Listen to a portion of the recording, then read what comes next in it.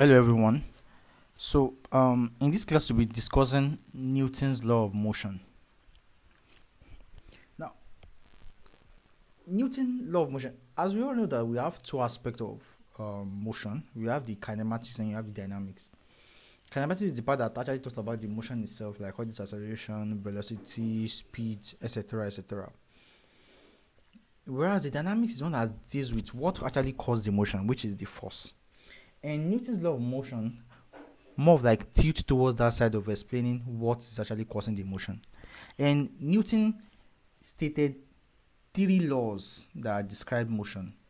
You have the first, the second, and then the third. Let's start with the first.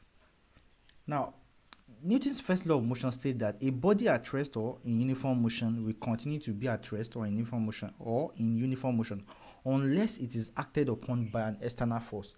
Now, what that means is that now you have two different scenarios. In this case, you have the case of a body being stationary. You just place an object on the table, it's just there, or the object is moving at a constant velocity. What that means is the body is probably rolling or is moving with a constant velocity. So that means there is no acceleration, because in order for there to be acceleration, the velocity must be changing. So those are the two scenarios that we have.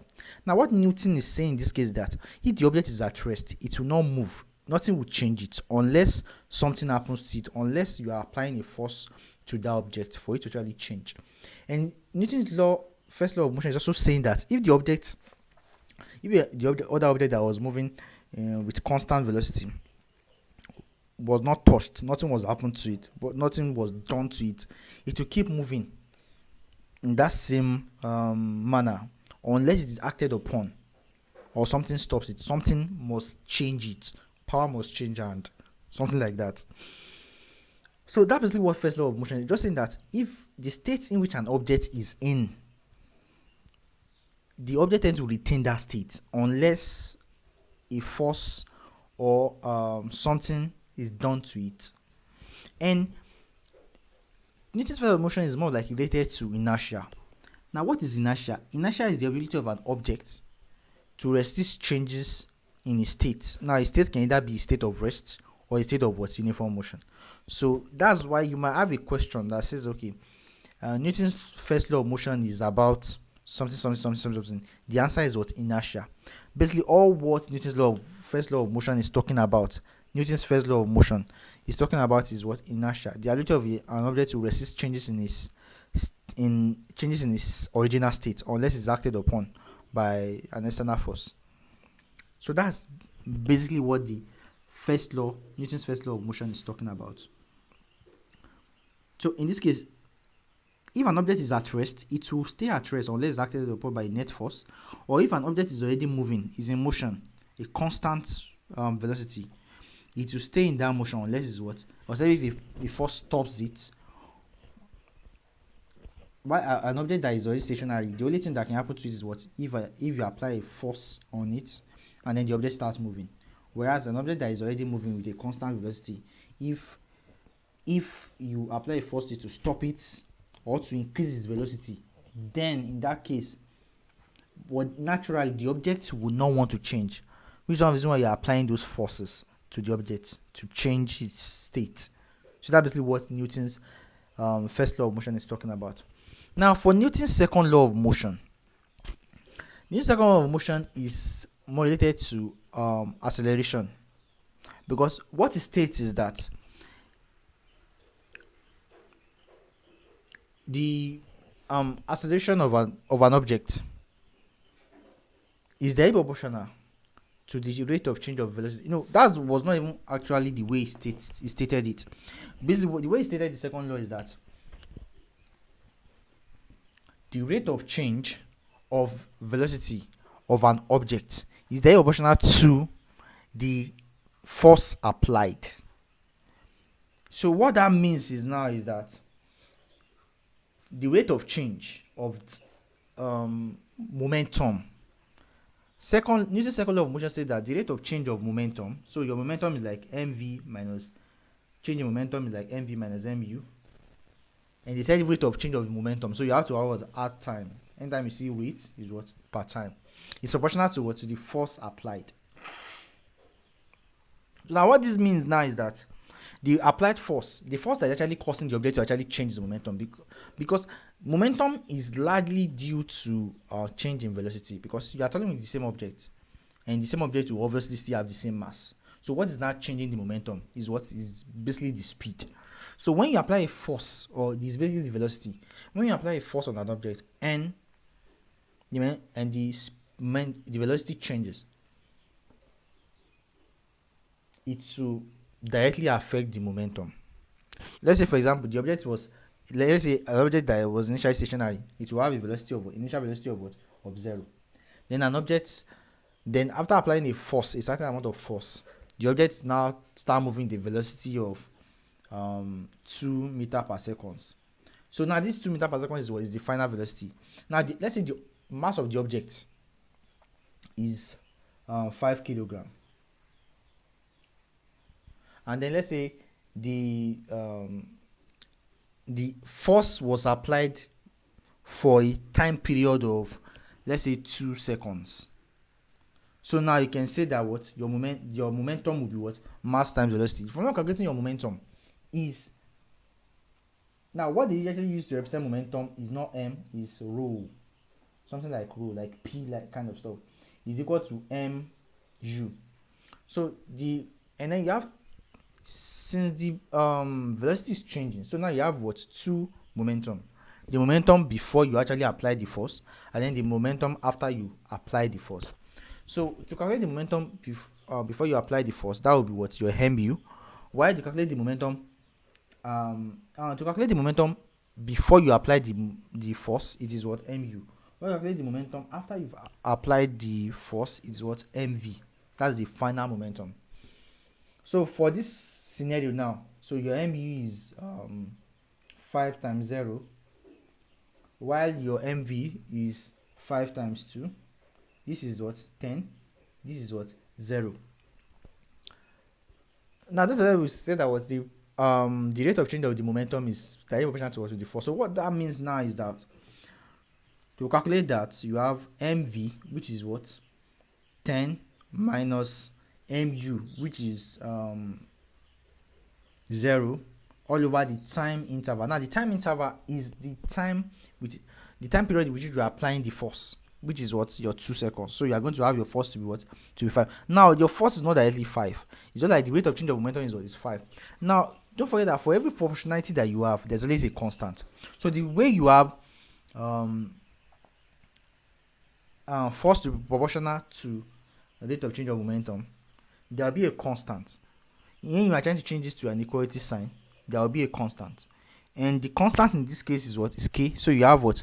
Your F equals k mv minus mu all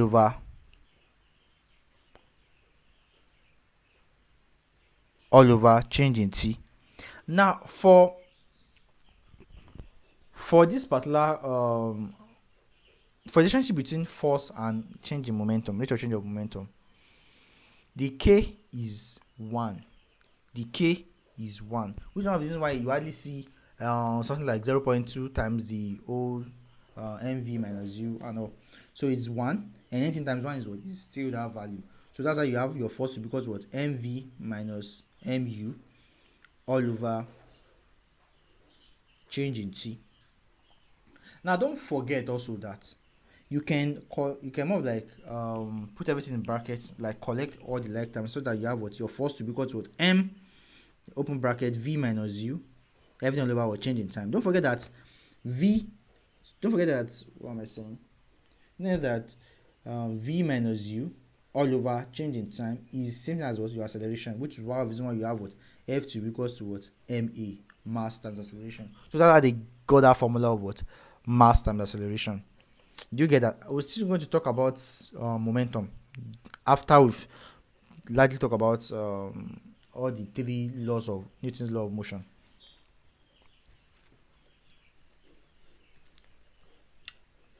Okay, that's this something that this diagram is talking about.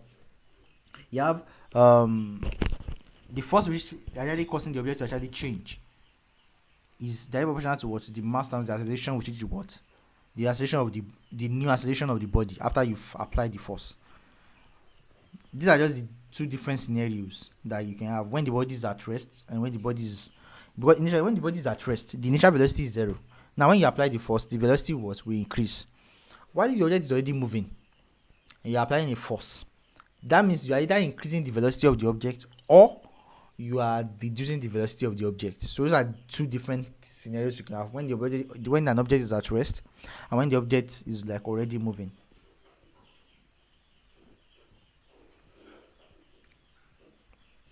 So this is basically what I just derived now for you guys. This is basically what I just derived. See, in the equation, k is a constant of proportionality and is equal to 1 when the values are taken in the SI, and the final expression is what is F equals to MA, or F equals to mv minus u, m open bracket v minus u all over t.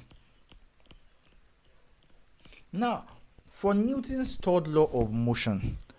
Now, Newton's law of motion described more like what you get when you exert a force on an object. Now, basically, everything has been talking about force, basically, but then they are talking about different aspects of the force that you're applying. For the first one, it's talking about, okay, in order for you to actually change the state of an object, you need to actually apply an external force, or else the body will have the body is very stubborn. It get agidi, it will not want to change. So you have to apply a force that is greater than the stubbornness of that particular object. Right, second one is saying that after you've now applied this force, there will be a change due to the force you've applied. Now, the change due to the force you applied is proportional to the rate of change of what?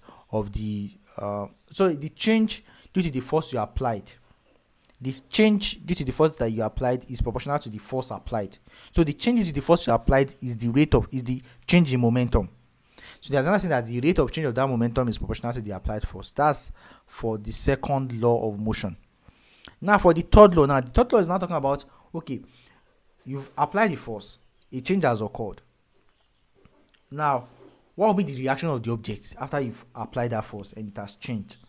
What they're not saying now is that the object will naturally exert an equal and opposite force to the force you applied. Do you get what I'm saying? Like the Newton's third law of motion is basically saying that when you apply that force, the object will also apply a force that is equal, but it is opposite to the force you apply. So what that means is you have something like this. So if you're applying a force in this direction, to say the object will exert a force in this direction, which they refer to as the reaction of the object. So for everything you do, there's always a reaction. So if you apply a force on an object, the object will react. That's the reaction. And what you're actually doing, the force you're applying is what? Is the action. What the object is doing after you apply that force is the reaction. So for every force applied, there's an equal and opposite reaction by the body. So that's basically what the Newton's third law of motion is saying. So they are basically painting a scenario here that, okay, let's say an object that is initially stationary. Let's draw a diagram. This is the diagram. An object that is initially stationary. You now apply a force to it, F, which is the action. What they are saying is that the object, you are applying a force in this direction, yes? So what they are saying is that the object will oppose you, will exert a force that is opposing that force that you are applying, which is right as the reaction. So that means your force and your reaction are equal in magnitude, but then they are what? Opposite in direction. Take note of that as well too. That's very, very important. That's basically what they are saying. That for the force that you're applying to that object, the object also exerts an equal and opposite force to negate that one. So in order for your object to actually now move, you have to actually overcome that. And this can more like be tailed back to the first Newton's law of motion, which is an object in a state of rest or in a constant, in a uniform motion will remain there, or is acted upon by a force. So that means the body is very stubborn. So that means when you push it, it will not want to move. It will oppose you. So in order for you to actually now make it change, you have to actually overcome that stubbornness. You actually have to overcome that force that the object is actually like choosing to actually oppose you. So with that said, now let's really talk about momentum before we talk about coefficient of restitution.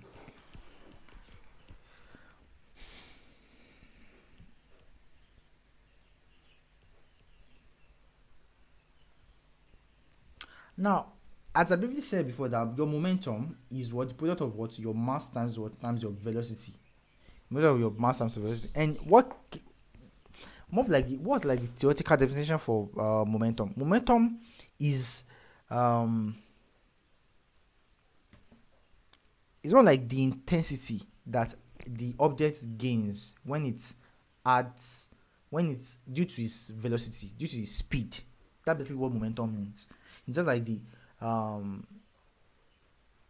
impact it actually has when due to its velocity. And what that means is now that you always tend to say, okay, when a body is moving, it has a momentum. That's why if a body with a larger mass and a body with a smaller mass are moving the same velocity and they hit each other, the body with the lesser mass tends to be more like crushed or demolished. That's because of the both of them are moving at the same speed, but then the momentum part, which is due to the body's mass and the velocity, is greater for the body with the larger mass. So that momentum particular itself is the significance of both the mass and the velocity, basically. And we have different types. We don't have different types of momentum, and because of that momentum, thank God for the perfect scenario that I just painted of two bodies colliding, one with the larger mass and one with the lesser mass.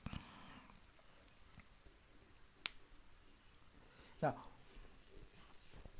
when to actually determine the how much momentum a body has, or more like relative momentum that a body has, then they always tend to like refer to collisions.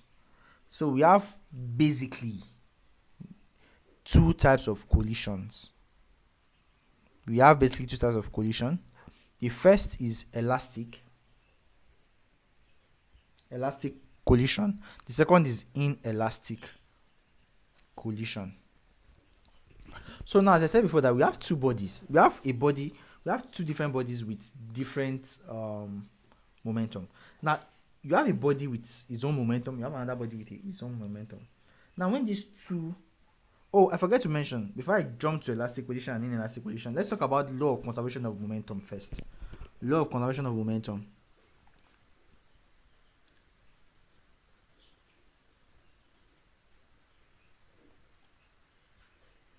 Now, what law of conservation of momentum states? Law of conservation of momentum states that in a closed system, the total momentum is conserved. What that means is that in the closed system, the total momentum before collision is equal to the total momentum after collision. That's basically what it's saying. So that means you have two bodies with different momentum. When those two bodies collide, their momentum is going to change. What this law is saying now is that the total momentum before they collided will be equal to their total momentum after they've collided.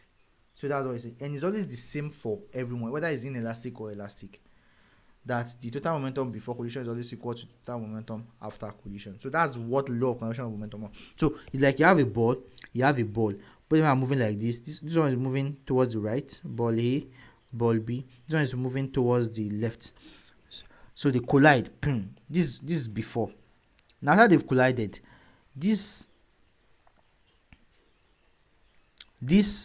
body A might start moving in this direction, body B might start moving in this direction. You get? So that's basically what the law of so that's basically the collision that we have. Now, what the law of conservation of momentum is saying now, let's say body A now has mass A, body B has mass B, and then the initial velocity before they collided was u1. The initial velocity for B before UA. The initial velocity for B before they collided was UB. Now, and then the final velocity after they've collided, VA, VB.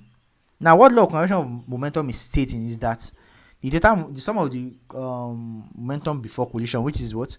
MA UA plus MB UB is equal to MA VA plus MV VB.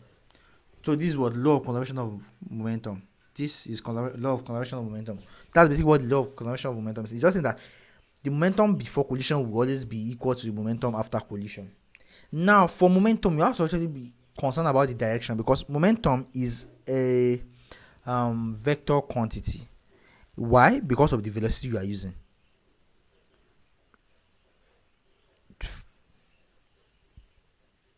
Since you are multiplying, assuming it was speed now, then you would have said, okay, this is probably a scalar quantity, but then you're using a velocity. So the direction of the object also has an impact. So imagine a car.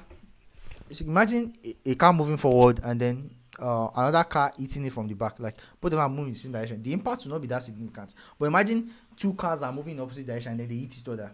You notice that the impact will be like way more significant. That tells you that, and the impact is really due to what? Due to the momentum. So that tells you that the direction is very, very much significant in the momentum, as well as the magnitude of the momentum itself, as well as the magnitude of the momentum itself. So momentum has two components: the magnitude and then the direction as well too.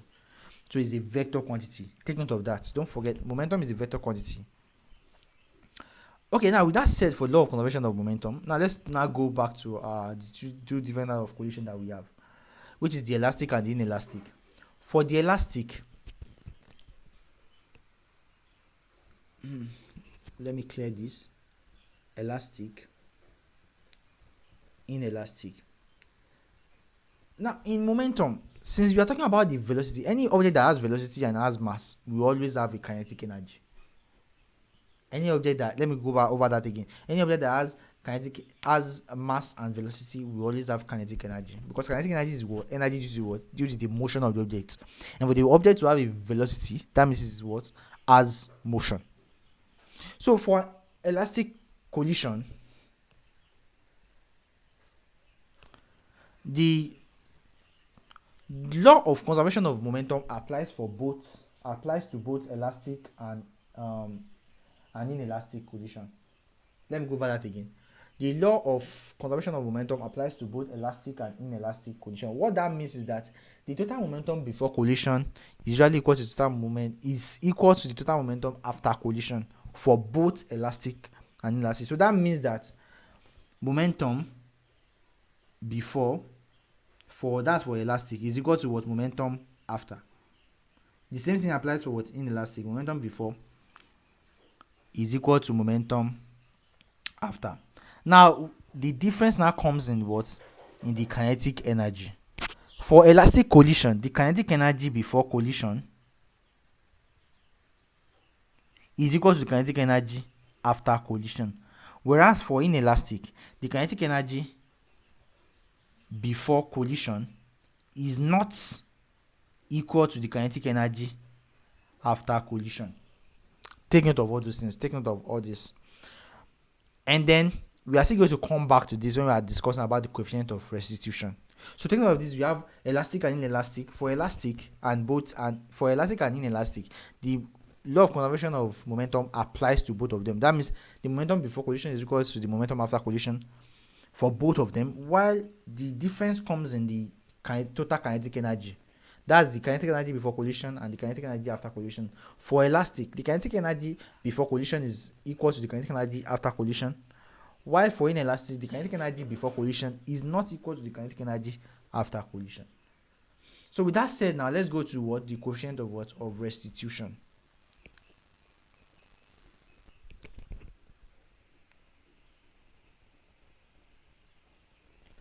Now for the coefficient of restitution,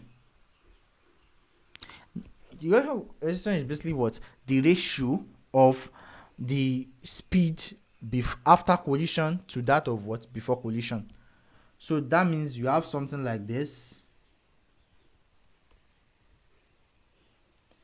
So relative velocity